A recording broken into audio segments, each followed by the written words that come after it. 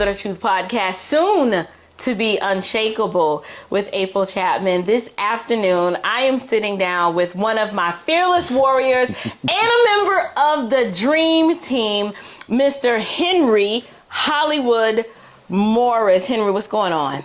It is always special when the Dream Team gets together.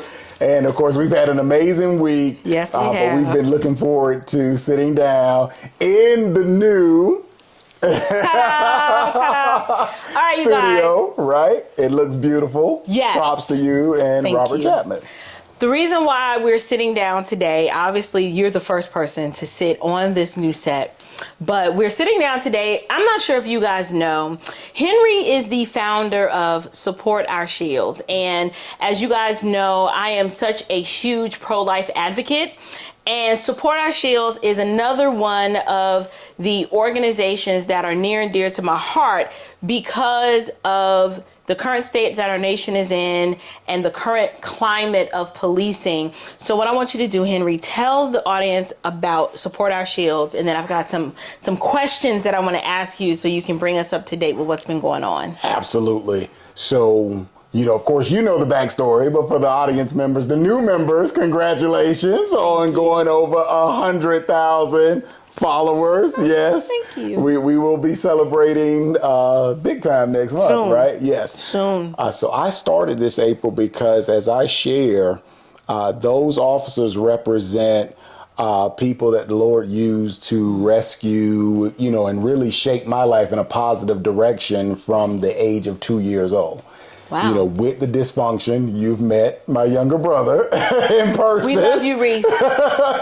So, you got a chance to not only hear it from me, but you got a chance to hear from him what our childhood was like. Right. And the level of dysfunction, that we witnessed on an everyday basis. So unfortunately, growing up in that environment, we were thrust into getting very intimate with law enforcement and police officers, because of the dysfunction in our home. But when I tell you that those men and women became mentors throughout my life, led me in a different path through God's grace, and that is why I share with you and everyone else, I live the American dream today. Wow. And so we did not know each other at the time 5 years ago when this whole defund the police movement exploded. Right. But we both saw the impacts, and, going back now in conversations that you and I have had, we were both warning our circles then that this is not going to end well. We're opening up Pandora's box, and sadly now, literally 5 years to the day, we're in the middle of March. So this is, literally calendar, we're getting very close to when this all started. The effects have been devastating, first and foremost on police officers, but in the communities, a lot of them are filled with people who look just like you and I, who have felt, the life-altering effects of this whole movement, and it has not been good. And I'm still sounding the alarm, April, because this is not trending in the right direction for our country. Not at all. It's interesting because I've got two scenarios I want to run past you. Obviously, our mutual friend, another member of the Dream Team, Vince Everett Ellison. Vince Ellison? We were all together these past couple of days at Turning Point USA's Faith Summit. Yes. And one of the first things Vince tells us when, he drives in, he's like, y'all. Got pulled over. I got pulled over by the police. And we're like, Vince. Again? What you do this time? He said, man, I was going 80. 25 miles over the He was speed. going like 89. Probably in a 65 or 60 zone. Right. And he starts telling the story about how, he just told him he was headed to Gainesville to a pastor summit. And it was a wonderful interaction with the police, and he didn't even get a ticket. Now, I'm not saying to celebrate that, but... Don't attempt that at home. Exactly. Don't attempt that at home. But then I knew that I was going to go with you earlier today to the Roswell Police Department. Yes. And on the flip side of that, we were going to honor a Roswell police officer who was gunned down in the line of duty. Tell me a little bit about his story. Yes. The officer's name was Jeremy Labonte. He was only 24 years old, and he was shot and killed 6 weeks ago. Right. Literally saw they had a police call at their mall. Suspicious suspect. So he goes up and asks him, what is he doing there? Guy pulls out a gun and shoots him multiple times, kills him. And this was a kid, like we said, 24 years old. 24, correct. right. Recently married. Yes. And the community, of course, has been devastated, but that police department, as you got a chance to witness, that's what was special today, to have you there and see what happens. You know, this is a small town. Well, I mean, a smaller community in larger, metro Atlanta, but suburb. Yes. And so this was a kid from that community, played high school there, and literally was a volunteer all throughout high school, and went directly into being a police officer, to protect the community that he was born and raised in. Right. I think the part for me that is so unsettling, because when we pulled up, I'm thinking we're just going in, I don't really know all the ins and outs of everything that Henry does with Support Our Shields. But when we pull up to the police department, and as soon as we walk in, we see this big old banner with Officer Labante's photo and all of the signatures of people in the community who were giving their well wishes to the family. And that's when it hit me. I was like, this is real. Yes. It was in that moment that these officers were humanized. Correct. And I think that's the aspect that so many of us, it's a disconnect. Yeah. We're having these engagements with the police, and I'm not by any means saying that every encounter with the police, we need to have this defensive posture, but these are members of our community. Correct. And they are image bearers.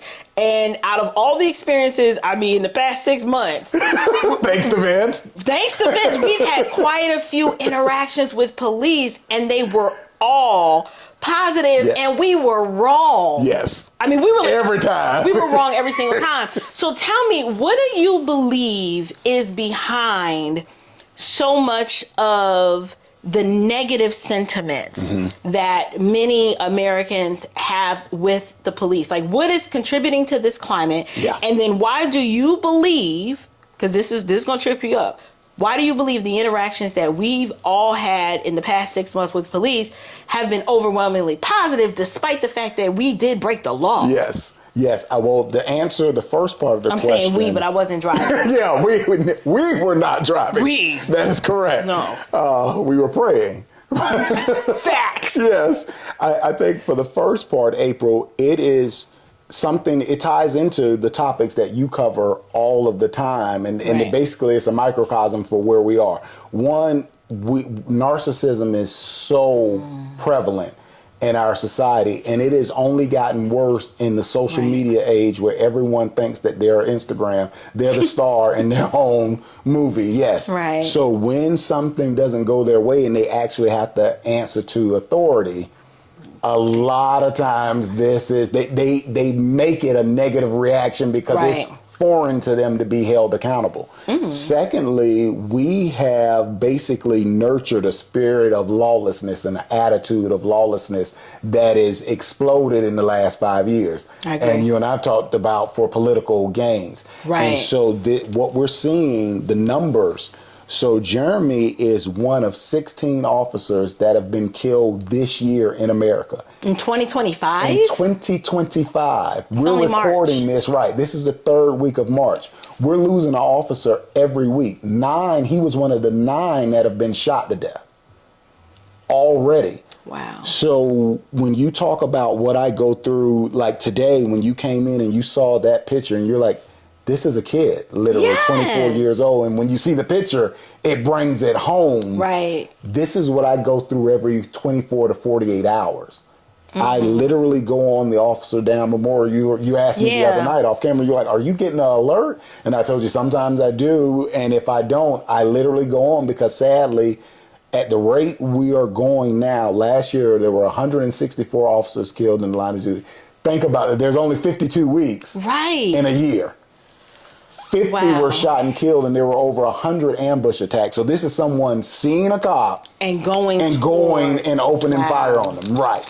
So this is where we are. And if you have a generation that's being taught that they don't have to respect authority, they don't respect their parents, they don't respect their pastors, they don't respect their principals, and then they get out into the community and in the world, and they have no respect. And the police is that line, that blue line between lawlessness and authority, and they are getting the hit. They're taking the impact literally, and they're outgunned.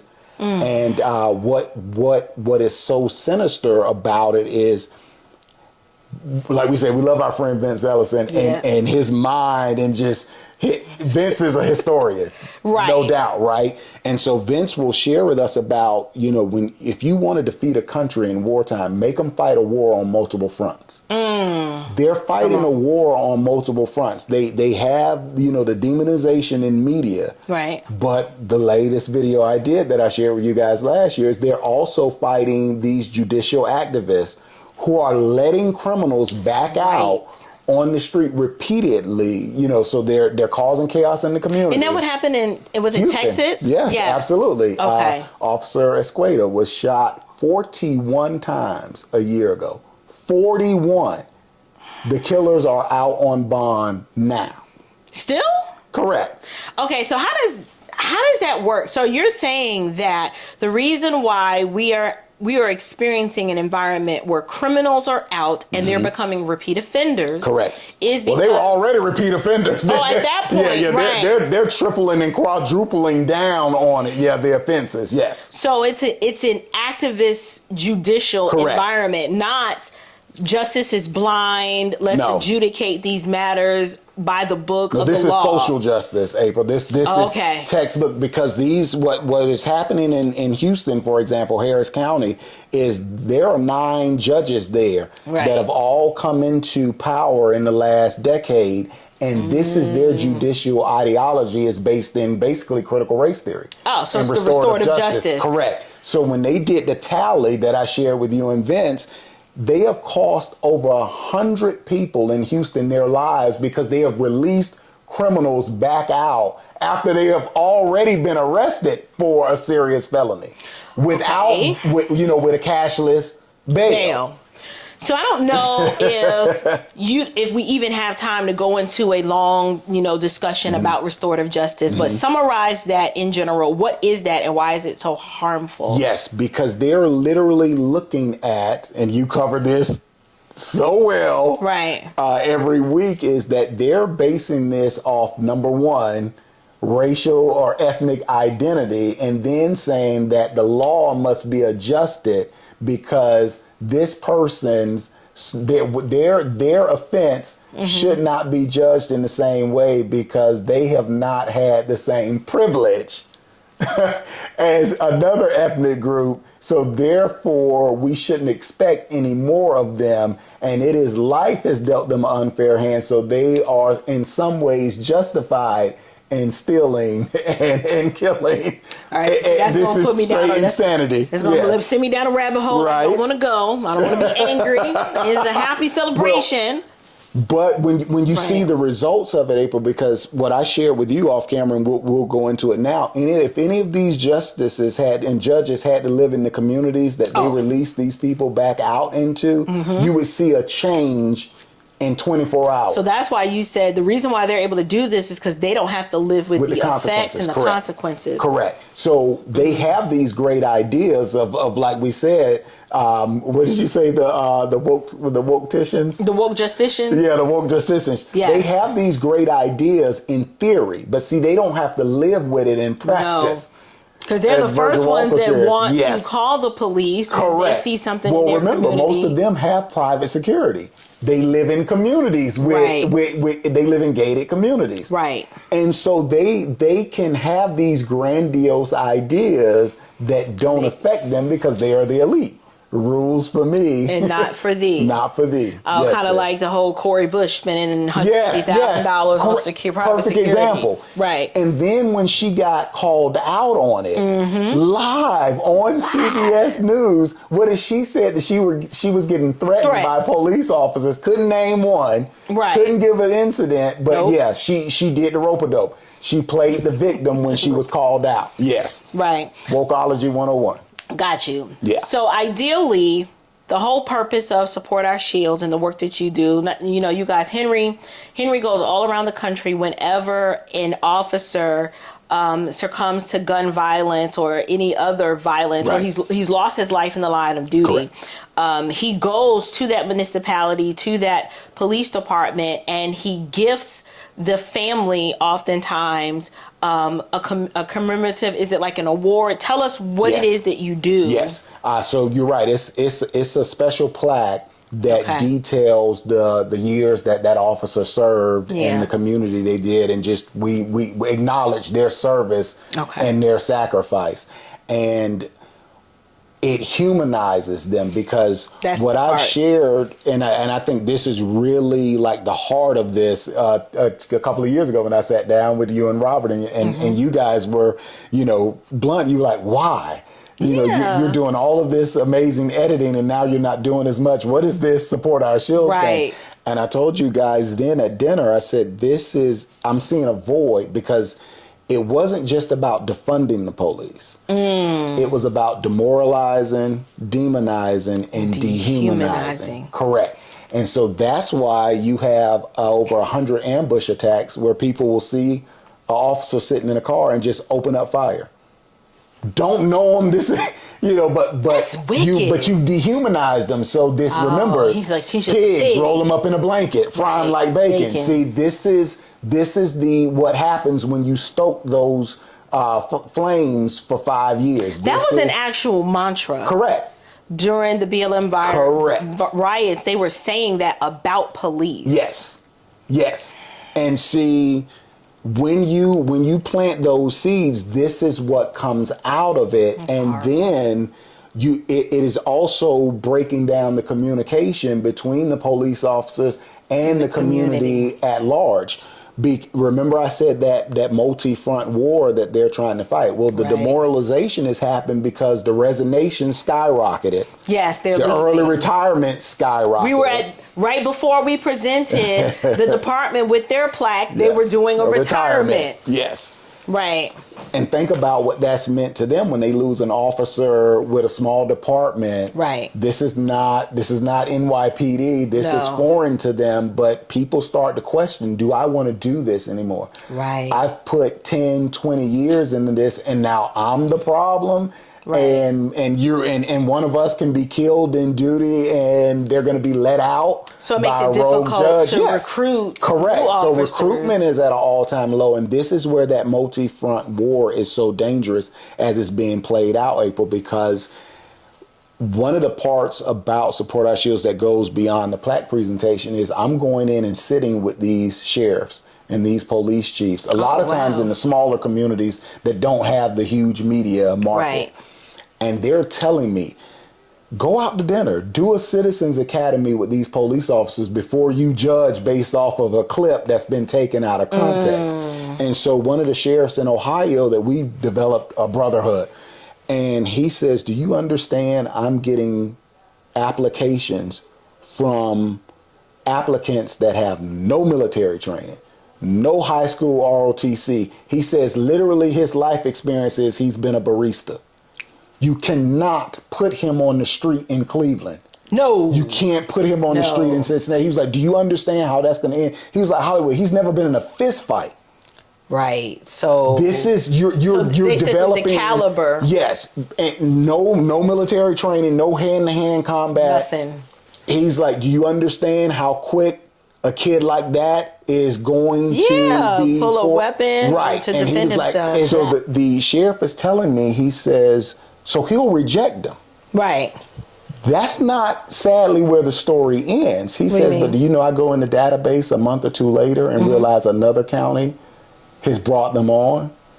Oh. Then when something goes wrong, the activists, the media, they're going to jump and pounce. And he says the cycle continues. And that's why April, I'm in the Ocala National Forest. Right. I don't left it all behind. Y'all can have it. Done. I'm taking my bride. We on these acreage. We live in the Green Acres life.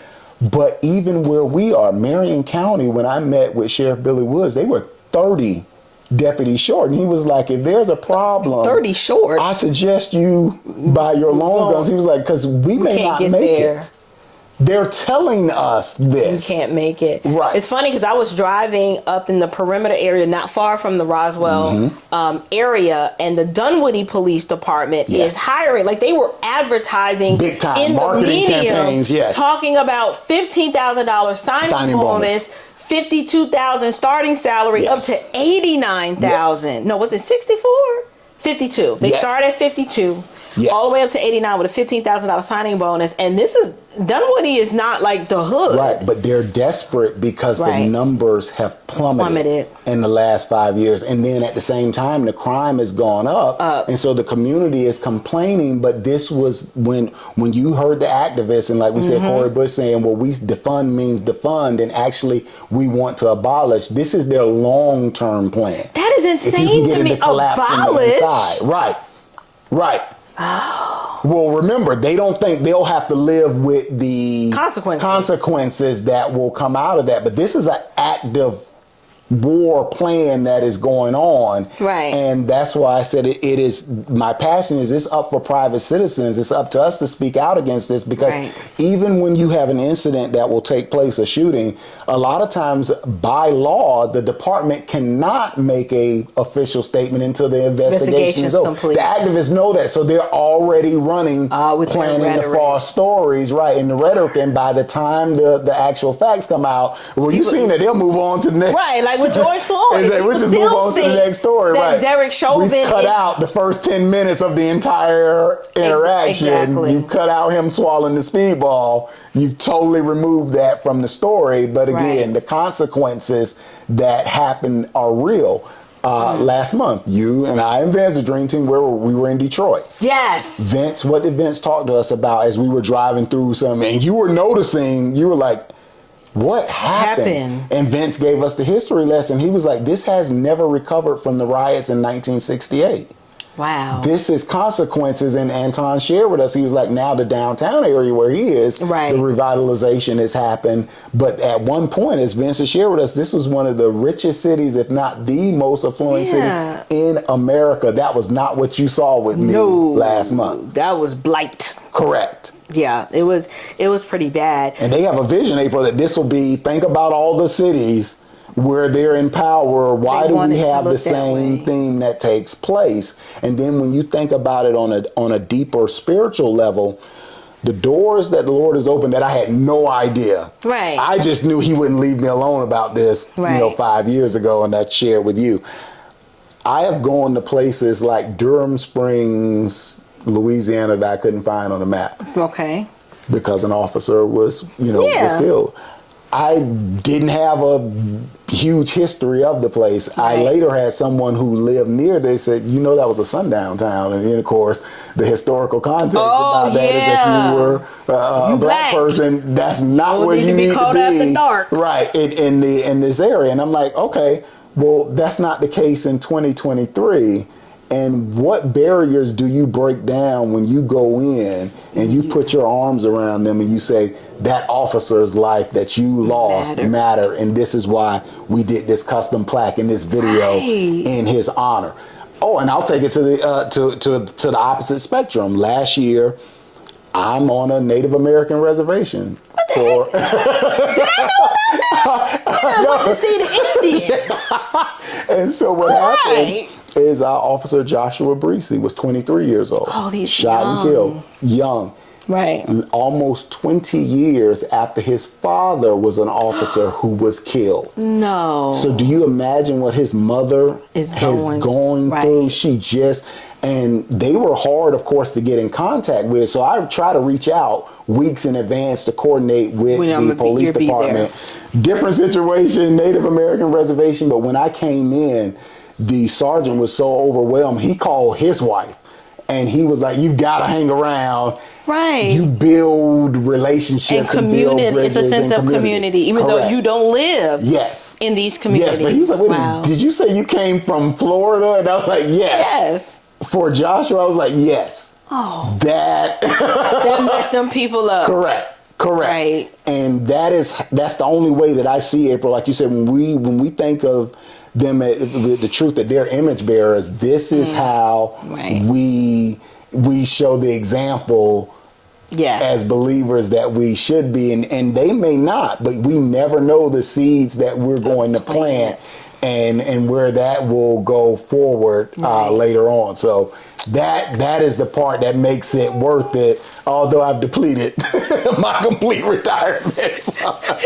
Listen, in light of that, this is why you're here today. We are effectively, we're turning Support Our Shields from a passion project to a non-profit. Yes. It needs to be a non-profit. Henry needs funding to continue this work because, as he said, he was on the low key, but he did all of this from his own pocket, using his retirement. This was just a level of such a heart and a passion to humanize these officers in blue who laid their lives down for our safety, and to see the current state that policing is in right now. It's just not good and it's not sustainable. Right. So the first thing I want to do is we do want to make a clarion call to the audience in terms of how can we support you? Yes, absolutely. Definitely. Financially is important. Yes. that is very important. Well, and recapping,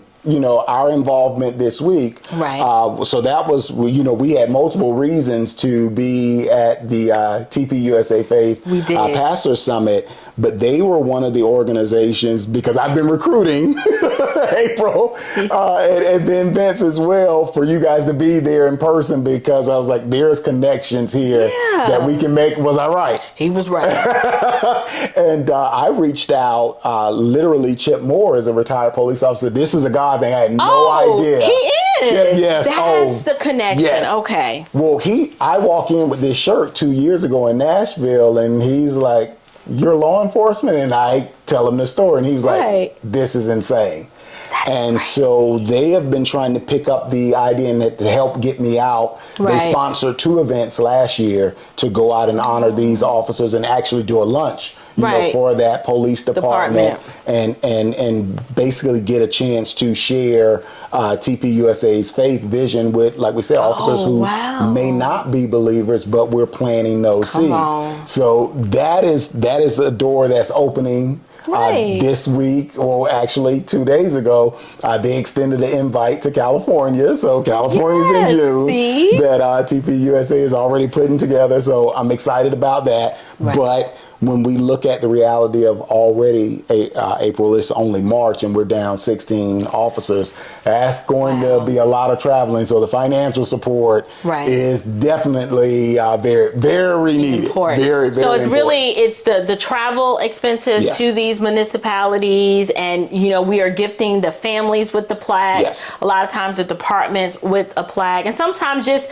to bless these departments with, like you said, a lunch, just to show them, in the height of all the hustle and the bustle and what you guys are doing, we see you are important to us, and in my opinion, this is a wonderful display of the gospel, to be able to go in a person's time of need or in mourning, and to bring them love and hope and encouragement when they've just lost. I mean, the brotherhood of police, that's like a whole nother family within itself. Correct. But for you as a member of the family of God, going as a representative of Christ, letting them know this was an image bearer, and how can we support you and serve you during this hour of bereavement. This is what solidified that this was my people right here. So Henry is my people, his lovely wife Chris, she is my people, and the Lord has just uniquely connected all of us through the bonds of grace and peace together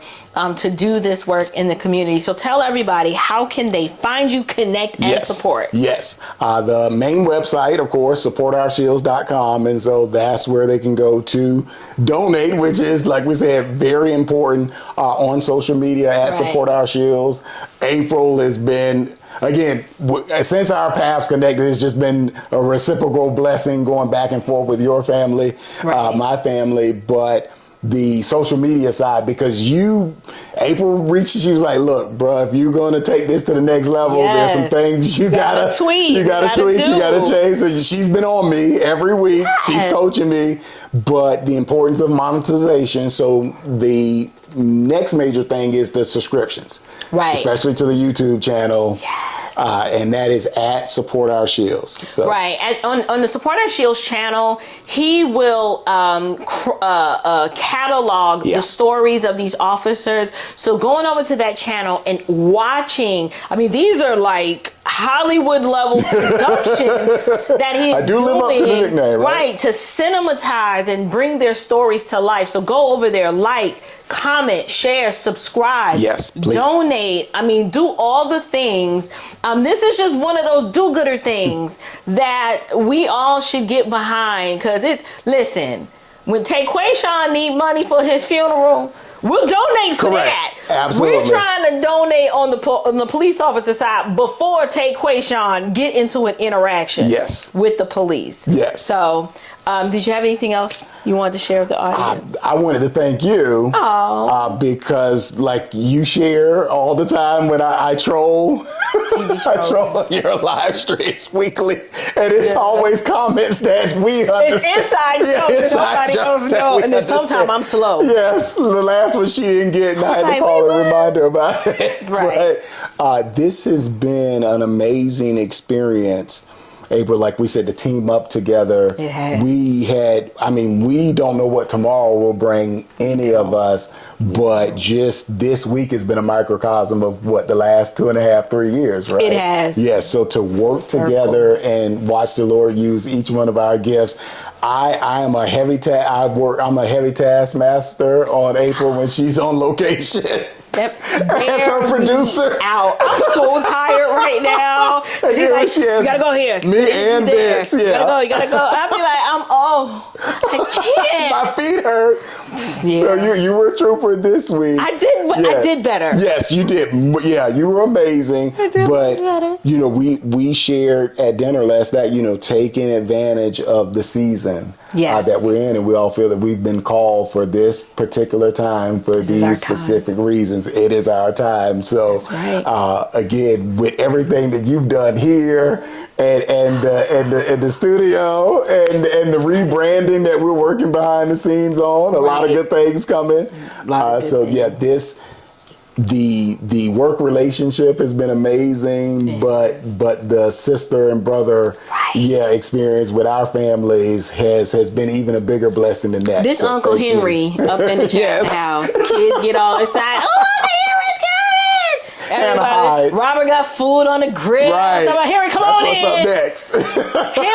He got a key now, practically. So me and Robert comparing new artists we listening to. Right. I love it. Oh gosh, the body of Christ is so amazing. So you guys be sure to check out the Support Our Shields YouTube channel and go over there, like, comment, share, subscribe, donate, do all the things. And until next time, you guys, grace and peace.